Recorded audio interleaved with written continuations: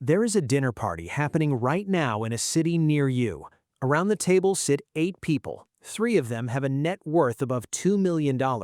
The other 5 do not know which 3. Nobody announced it, nobody will. But by the end of the evening, if you know what to listen for, you will know exactly who they are. Not from the watch, not from the suit, not from the car they arrived in or the restaurant they suggested. From the words they chose when money came up in conversation. Because here is the thing nobody tells you about wealth at a certain level.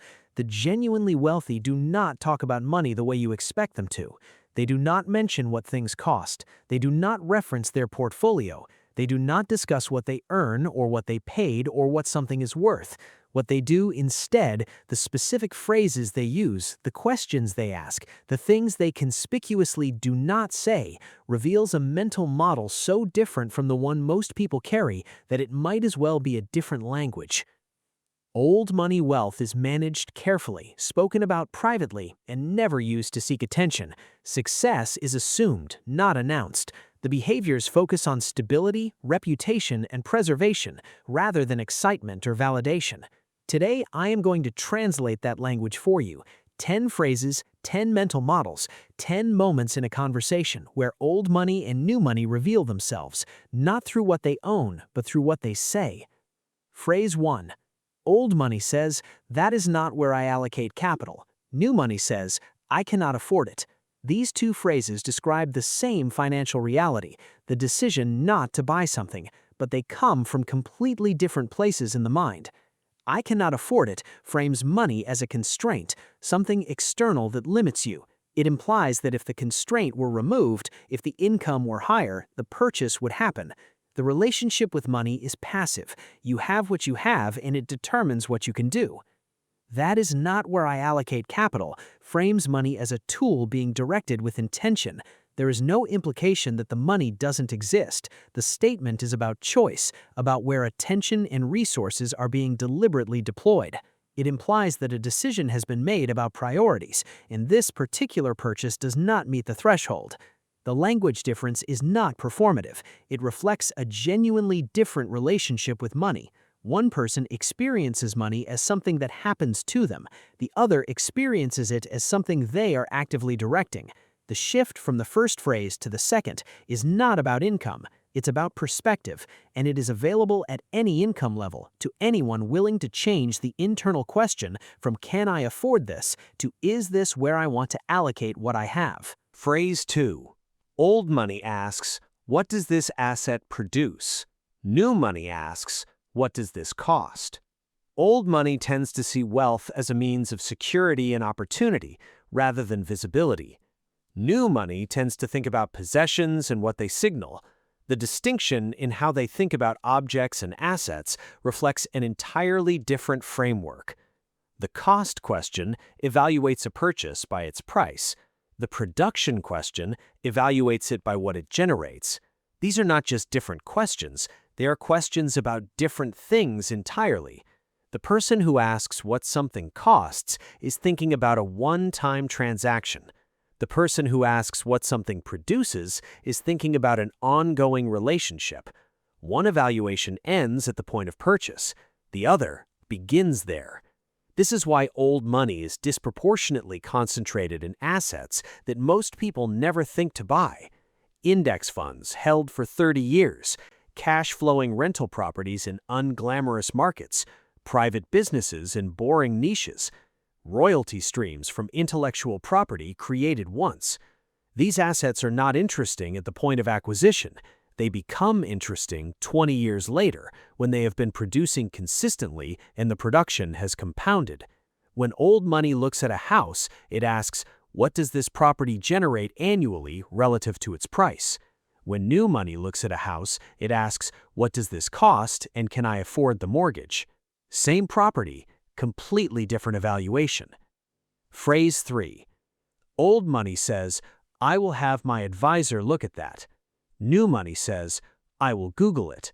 This is not about access. A fee-only financial advisor is available to anyone who chooses to hire one. The difference is that old money has decided, at some point, that the relationship with a professional who knows its complete financial picture is worth maintaining permanently. not consulted for a specific transaction, but retained as an ongoing relationship. J.P. Morgan's Family Wealth Institute published research in January 2026 documenting how generational wealth conversations differ across families. Older generations with established wealth favor one-on-one professional conversations and tend to avoid making major financial decisions without consultation. Younger, new money individuals are more likely to rely on digital research and casual conversations. The phrase, "I will Google it," is not a reflection of intelligence. It is a reflection of the belief that financial decisions are fundamentally information problems, that the right answer is findable through research, and that once found, it can be implemented independently. Old money understands something different, that financial decisions are not primarily information problems, they are judgment problems, and judgment, applied to a specific, complete financial situation by someone who has seen similar situations many times, is what a professional relationship provides that a search engine never can. The advisor is not just a source of answers. The advisor is a check on decisions made in haste, in emotion, or without full context. Old money has learned, usually through at least one expensive mistake, that the cost of the advisor relationship is almost always lower than the cost of proceeding without one. Phrase 4. Old money says, "We have held that for 30 years. New money says, "I bought that last year." The pronoun shift here is worth noticing before the time frame. Old money says, "we." New money says, "I."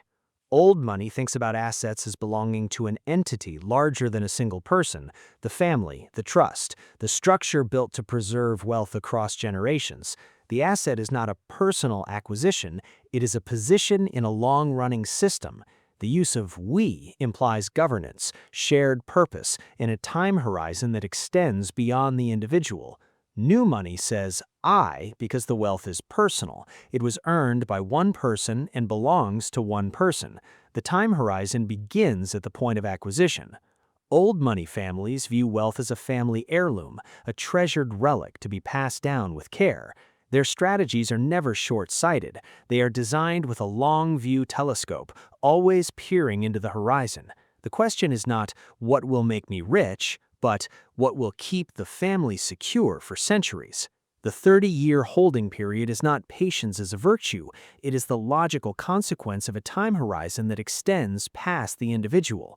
When you are not managing money for yourself alone, when the money belongs in some meaningful sense to people who have not yet been born, the question of when to sell never arises the same way. Phrase 5. Old money says, "The business generates." New money says, "I earn."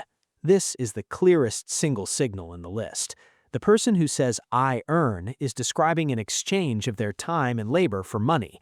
The income is personal, it is active, it requires their presence and their effort. If they stop showing up, it stops. The person who says "the business generates" is describing a system that produces income independently of their direct participation.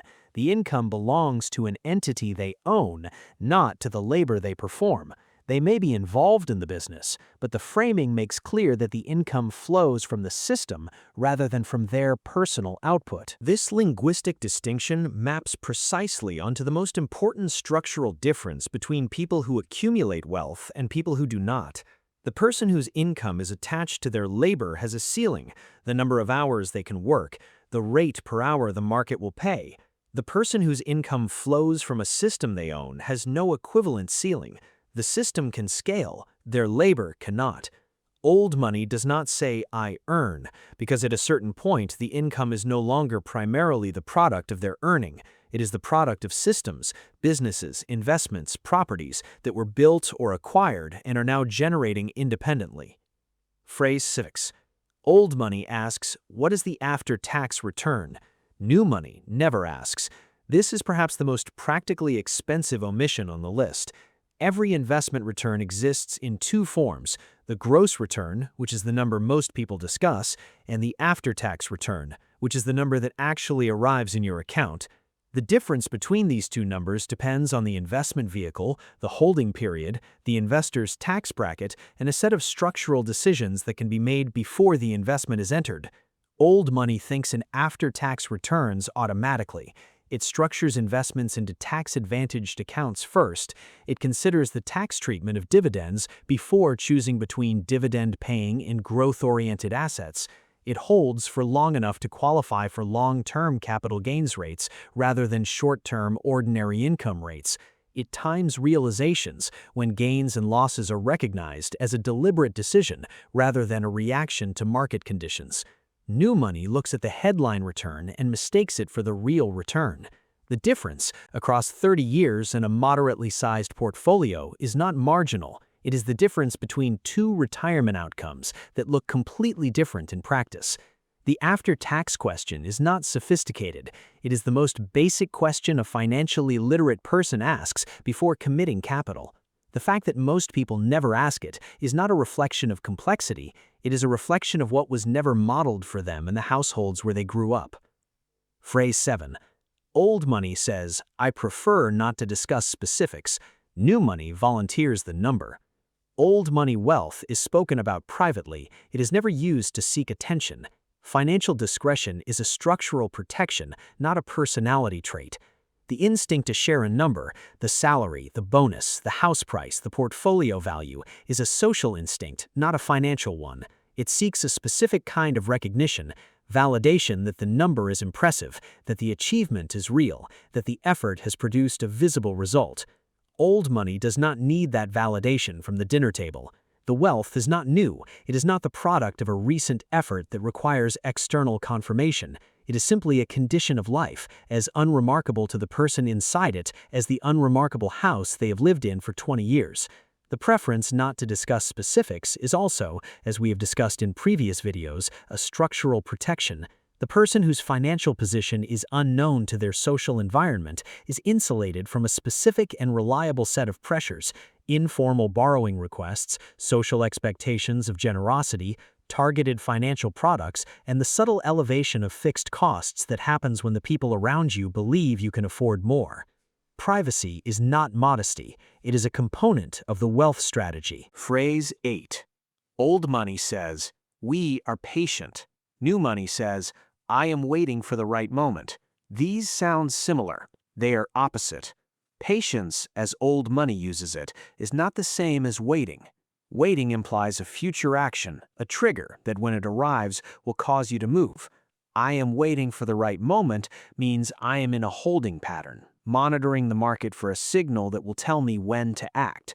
We are patient means something different. It means we have already acted.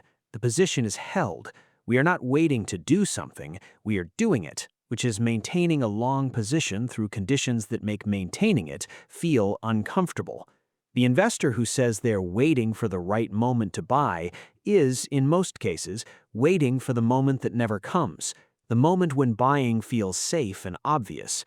That moment arrives, historically, approximately 12 to 18 months after the optimal entry point. By the time the market feels safe, the opportunity it offered during the fear period has already compounded away. Old money is patient not because it is more emotionally disciplined in the moment. It is patient because its time horizon is long enough that the moment does not matter much. The right moment across a 30-year holding period is almost any moment. It is certainly not a moment precise enough to wait for. Phrase 9. Old money says, "The family has always believed."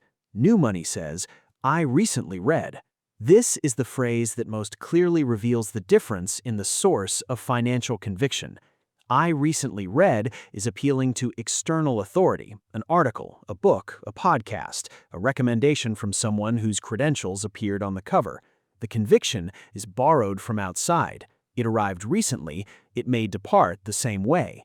"The family has always believed" is appealing to an internal tradition, a set of principles that have been held for long enough to have been tested, not by a single market cycle, by multiple market cycles, by conditions the person speaking may not have personally witnessed, but has inherited as part of a financial culture. The family belief is not necessarily correct. Old money has been wrong persistently about many things, But the structure, the appeal to a durable principle rather than a recent piece of content, produces a specific kind of steadiness in the face of market volatility that borrowed conviction almost never does. The person who recently read that index funds are the right long-term investment will test that conviction the first time the index falls 30%. The person who grew up in a household where that belief was simply a given, as settled as any family tradition, will hold through the same decline without the same internal debate.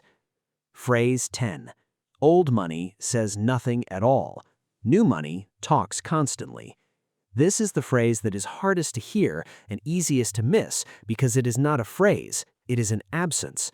The most revealing thing about old money in a conversation about finances is what it does not say.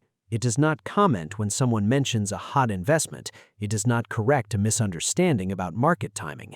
It does not respond to the table's consensus that a particular asset class is currently exciting with any visible opinion. It listens, it observes, and it reserves whatever conclusion it has reached for the professional relationship where that conclusion will actually matter. This silence is not indifference. It is the behavioral expression of every other principle on this list. The person who does not need external validation does not need the table to agree. The person who thinks in decades does not need to respond to what is happening this quarter. The person who has an advisor does not need to resolve investment questions at dinner. The silence is also a protection.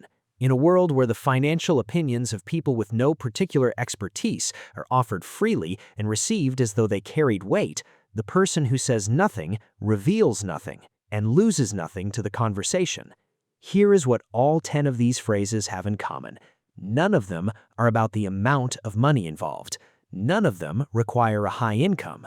None of them are available only to people who grew up wealthy. They are a set of mental models, ways of framing, evaluating, and relating to money that produce specific behaviors and specific outcomes over time. The language is not the wealth. The language is the evidence of the thinking that produces the wealth. Wealth should serve life, not dominate it. People influenced by inherited wealth psychology usually grow up seeing money treated as a responsibility. It is managed carefully, spoken about privately, and never used to seek attention. You can adopt these mental models regardless of where you started. The person who begins saying, "That is not where I allocate capital," instead of "I cannot afford it," has not changed their income.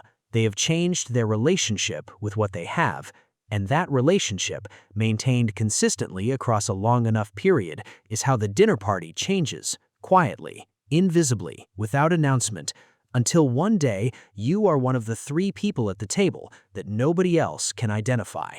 They will not know. That is, of course, exactly the point.